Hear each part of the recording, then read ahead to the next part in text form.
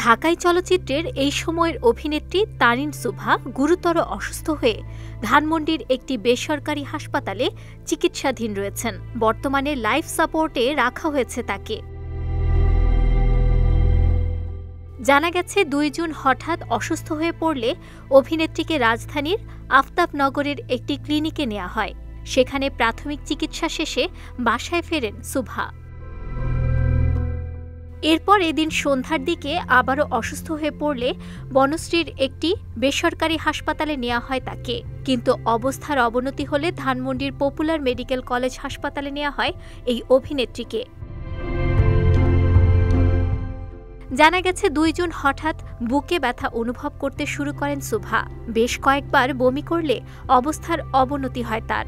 এরপর ডাক্তারের পরামর্শে আফতাবনগরের হাসপাতাল থেকে ধানমন্ডির একটি বেসরকারি হাসপাতালে ভর্তি করা হয় তাকে। এখন আইসিইউতে লাইফ সাপোর্টে রাখা হয়েছে সুভাকে। তানিন সুভা 2 যুগ ধরে কাজ করছেন শোবিজ অঙ্গনে। নাটক দিয়ে তার অভিনয় জীবন শুরু করেন তিনি। বরিশালের গৌরনদীর মোল্লারহাটের মেয়ে তানিন সুভার মিডিয়াতে অভিষেক ঘটে আজাদ কালামের পরিচালনায় যমজ নাটকে মোশাররফ করিমের বিপরীতে। এরপর তিনি মীর সাব্বিরের আলাল দুলাল, সেলিম রেজার শিয়ানা জামাই, নাহিদ হাসানের ম্যারেজ মিডিয়া.com, মুশফিকুর রহমান গুলজারের আরতির পতাকাসহ আরও বেশ কিছু খণ্ডনাটকে অভিনয় করেছেন।